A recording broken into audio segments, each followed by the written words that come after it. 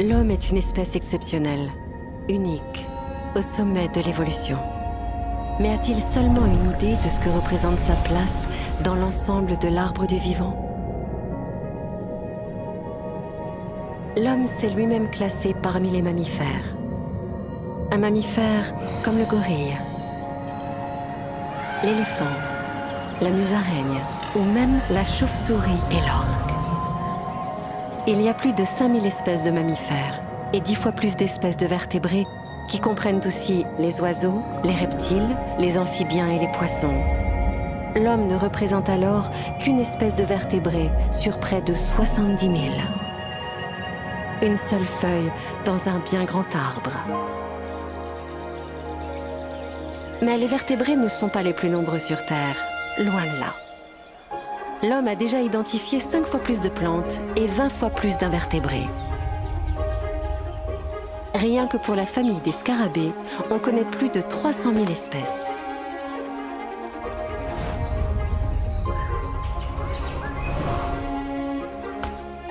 On estime qu'il y aurait sur Terre entre 7 et 100 millions d'espèces différentes.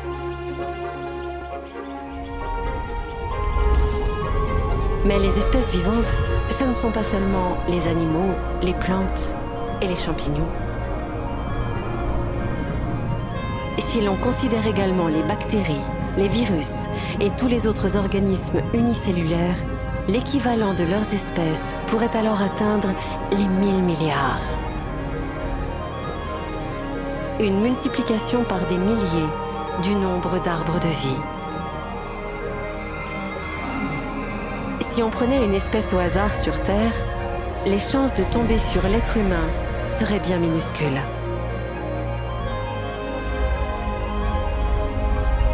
Depuis ses origines unicellulaires, la vie s'est diversifiée en un nombre incroyable de branches, de genres et d'espèces, dont l'homme commence seulement à entrevoir la diversité inouïe et qu'il ne pourra probablement jamais répertorier totalement. Et dans cette immense forêt se trouve une feuille qui se pense centrale, alors qu'en toute objectivité, elle est pour le moins insignifiante.